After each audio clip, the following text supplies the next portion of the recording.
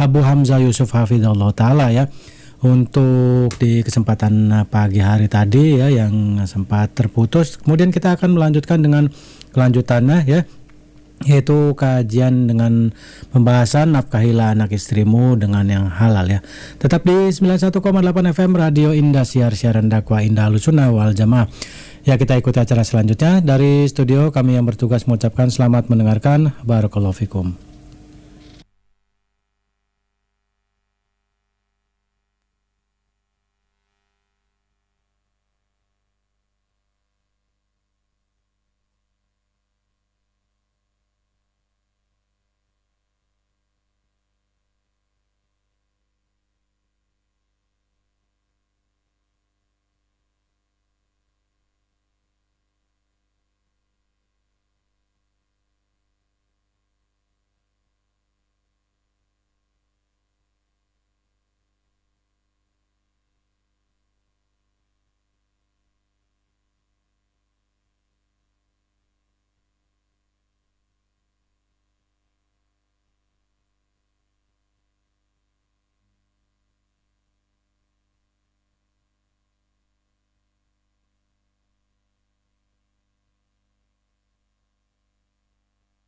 بسم الله الرحمن الرحيم. تبارك الذي بيده الملك وهو على كل شيء قدير، الذي خلق الموت والحياة ليبلوكم أيكم أحسن عملا وهو العزيز الغفور، الذي خلق 7 سماوات طباقا ما ترى في خلق الرحمن من تفاوت فارجع البصر هل ترى من فطور ثم ارجع البصر كرتين ينقلب إليك البصر خاسئا وهو حسير، ولقد زينا السماء الدنيا بمصابيح وجعلناها رجوما للشياطين وأعتدنا لهم عذاب السعير، وللذين كفروا بربهم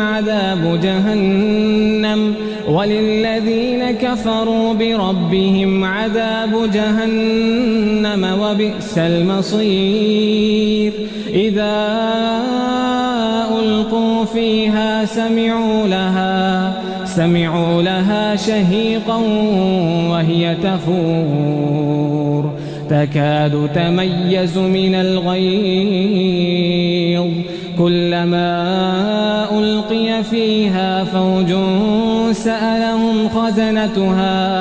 سألهم خزنتها ألم يأتكم نذير، قالوا بلى قد جاءنا نذير فكذبنا وقلنا ما نزل الله من شيء إن أنتم إلا في ضلال كبير، وقالوا لو كنا نسمع أو نعقل ما كنا في أصحاب السعير، فاعترفوا بذنبهم فسحقا لأصحاب السعير، إن الذين يخشون ربهم بالغيب لهم مغفرة وأجر كبير، وأسروا قولكم أو اجهروا به إنه عليم بذات الصدور، ألا يعلم من خلق وهو اللطيف الخبير، هو الذي جعل لكم الأرض ذلولا فامشوا في مناكبها وكلوا من رزقه وإليه النشور، أأمنتم من في السماء أن يخسف بكم الأرض فإذا هي تمور أن يخسف بكم الأرض فإذا هي تمور أم أمنتم من في السماء أن يرسل عليكم حاصبا فستعلمون كيف نذير ولقد كذب الذين من قبلهم فكيف كان نكير ولقد كذب الذين من قبلهم فكيف كان نكير أولم يروا إلى الطير فوقهم صافات ويقبض ما يمسكهن إلا الرحمن إنه بكل شيء بصير أمن هذا الذي هو جند لكم ينصركم من دون الرحمن إن الكافرون إلا في غرور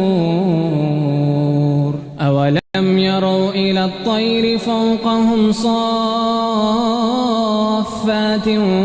ويقبض ما يمسكهن إلا الرحمن إنه بكل شيء بصير أمن هذا الذي هو جند لكم ينصركم من دون الرحمن إن الكافرون إلا في غرور أمن هذا الذي يرزقكم إن أمسك رزقه بل لجوا في عتو ونفور أفمن يمشي مكبا على وجهه أهدى أمن يمشي سويا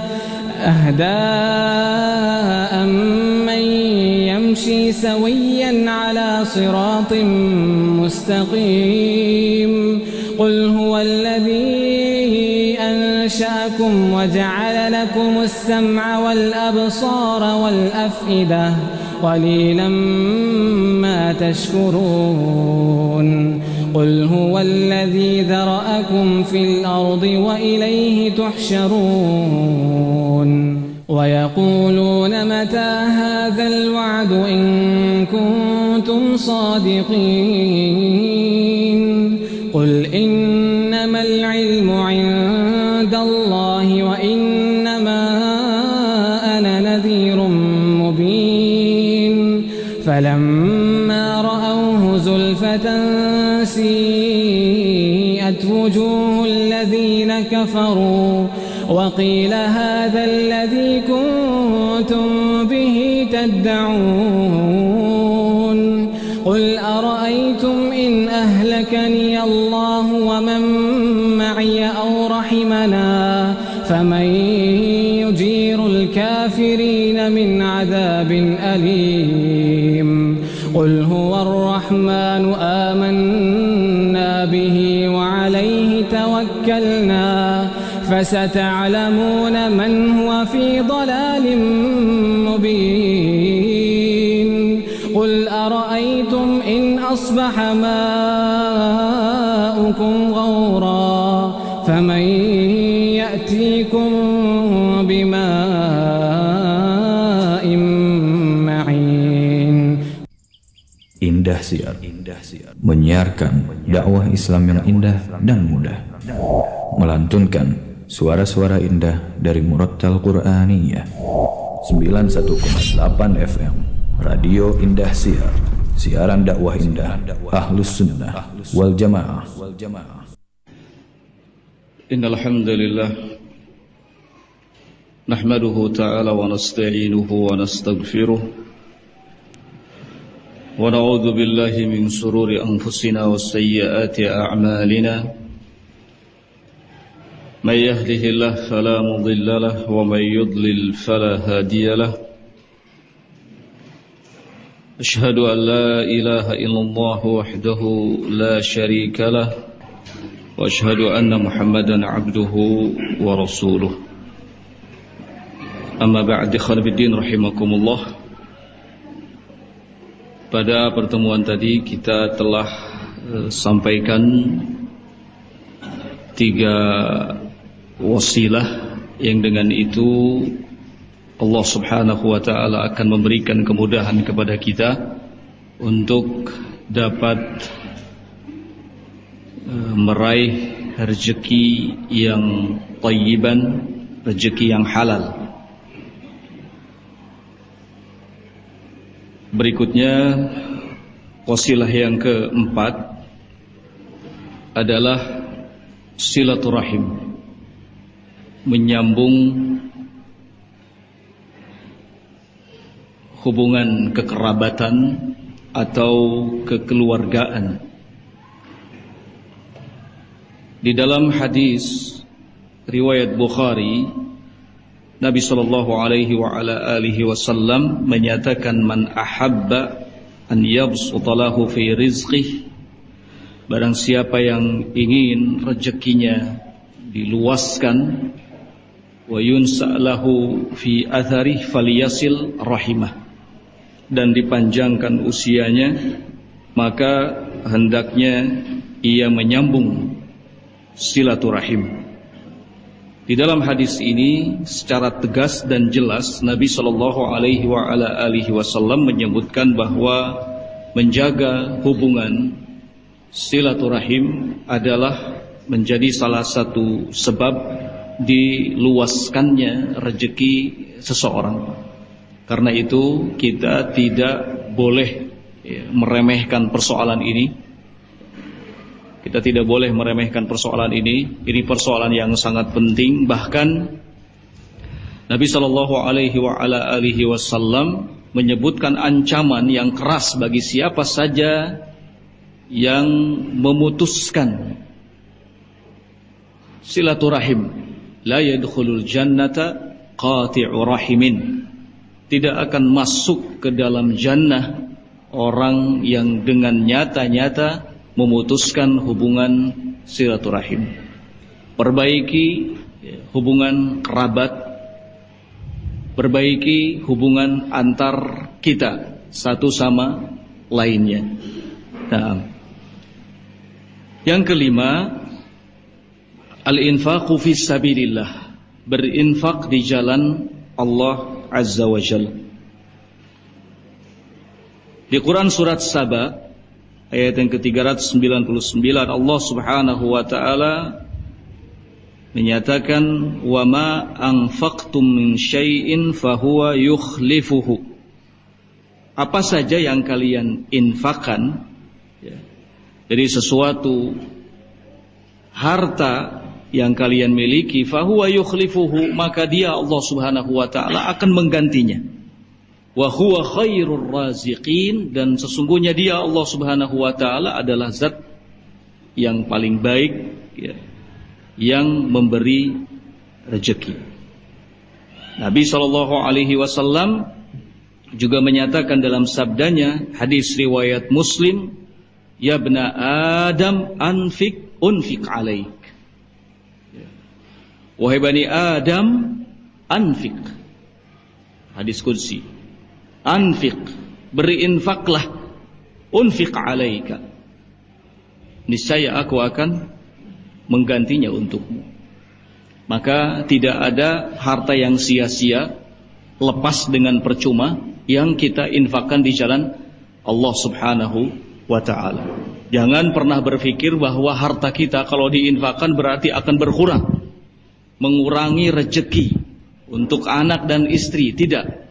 Akan tetapi bisa jadi harta yang kita keluarkan di jalan Allah Subhanahu wa taala akan diganti dengan harta yang lebih baik, lebih banyak, berbarokah untuk kita, untuk keluarga kita, untuk anak dan istri kita. Kita tidak boleh mengikuti langkah-langkah setan dalam hal ini, ya. Karena sesungguhnya setan ingin selalu menanamkan ketakutan dalam diri kita. Banyak orang yang ketika sudah bersemangat untuk menginfakkan hartanya di jalan Allah, karena gara-gara dibisiki oleh setan, kalau seandainya harta ini diinfakkan nanti bagaimana anakmu, bagaimana istrimu, akhirnya tidak jadi. Wala tattabi'u khutuwati syaitan. Jangan sekali-kali kamu mengikuti langkah-langkah setan. Banyak cara, banyak hal yang dilakukan oleh setan untuk menyesatkan kita. Dan kita harus selalu ingat bahwa setan itu adalah musuh yang nyata bagi kita. Ya. Musuh yang nyata bagi kita. Yakinlah bahwa dengan berinfak, maka rezeki kita akan semakin banyak. Dengan berinfak, rezeki kita akan semakin banyak. Karena itu menjadi salah satu pintu di mana melalui pintu itulah rezeki datang dari sisi Allah Subhanahu wa taala. Ya. Wa may yattaqillah, barang siapa yang bertakwa kepada Allah Subhanahu wa taala, yaj'al lahu makhraja wa yarzuqhu min haitsu la yahtasib. Orang yang bertakwa kepada Allah Azza wa Jalla, Allah akan beri jalan keluar setiap problem, setiap masalah yang dihadapinya. Bahkan bukan hanya itu, Allah akan memberinya rezeki dari jalan yang tidak disangka-sangka. Jangan selalu berpikir bahwa rezeki itu akan didapat dengan hanya kita bekerja. Nah, ada banyak wasilah yang dengan itu rezeki akan datang. Betul bahwa salah satunya adalah dengan kita bekerja, ya, berdagang, bertani, dan lain sebagainya. Nah, tapi ada juga wasilah-wasilah lain di mana melalui wasilah itu Allah Subhanahu wa taala berikan rezekinya kepada kita. Ya. Nah, selanjutnya yang keenam adalah iqamatus shalah. Menunaikan salat.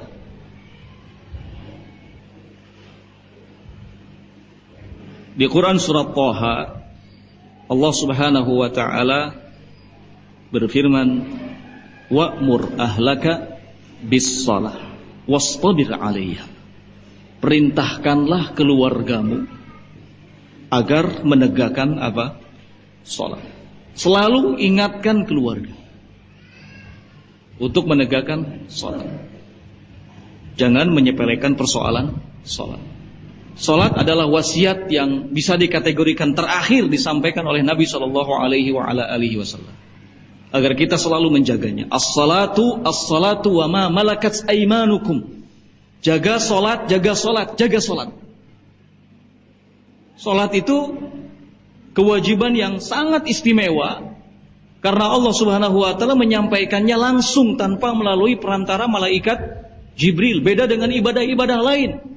Ibadah apapun diperintahkan oleh Allah Subhanahu wa taala melalui perantara malaikat Jibril. Kalau salat langsung Allah sampaikan kepada Nabi kita Muhammad sallallahu alaihi wasallam. Karena itu salat menempati rukun yang kedua setelah syahadatain. Setelah syahadat la ilaha illallah Muhammad Rasulullah adalah salat. Salat ternyata bisa menjadi sebab Allah memberikan rezeki kepada kita dan kita diberi kemudahan dalam mencari rezeki.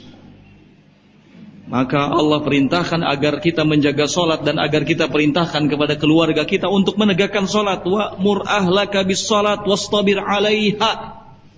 Perintahkan keluargamu untuk salat dan agar mereka terus bersabar melakukan salat. La nas'aluka rizqa, kata Allah. Kami tidak meminta rezeki darimu. Nahnu narzuquka. Justru kami yang akan memberikan rezeki kepadamu. Lihat di sini. Kami tidak minta rezeki darimu. Kami yang akan memberikan rezeki kepadamu. Wal aqibatu littaqwa. Dan kesudahan yang baik itu akan selalu diberikan kepada orang-orang yang bertakwa. Jangan sampai berpikir, wah kalau seandainya kita tinggalkan pekerjaan untuk sholat sebentar, bisa hilang sekian banyak keuntungan. La abadan. Ini was-was setan. Ada orang yang Masya Allah dagangannya rame, selalu rame, datang waktu sholat bingung. Kalau seandainya saya tinggalkan ini nanti pembeli bakal kabur, pergi. Jangan pernah berpikiran seperti itu. Ya. Jangan pernah berpikiran seperti itu.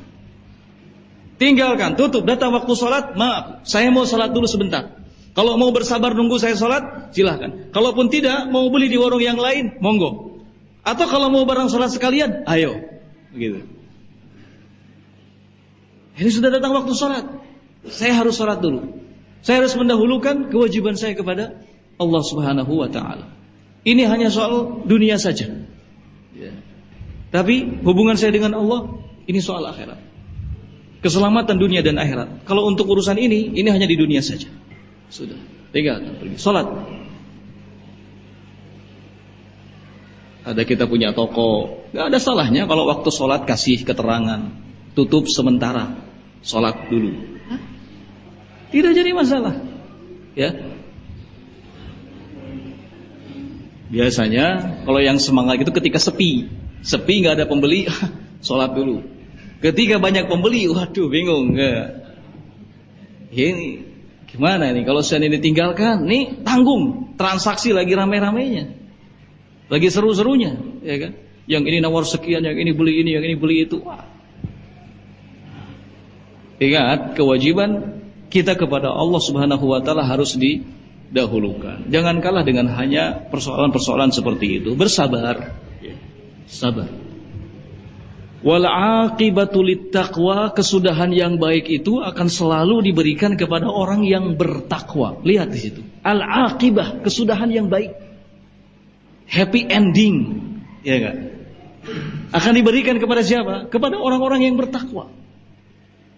Orang-orang yang betul-betul menjaga hubungannya dengan baik, ya, kepada Allah Azza wa Jalla. Nah. Jadi ingat, salat jangan pernah abaikan salat. Ya. Sesibuk apapun. Ya. Yang ketujuh, syukrullah ala kathrati ni'amihi. Selalu bersyukur kepada Allah Subhanahu wa taala atas banyaknya nikmat yang Allah berikan.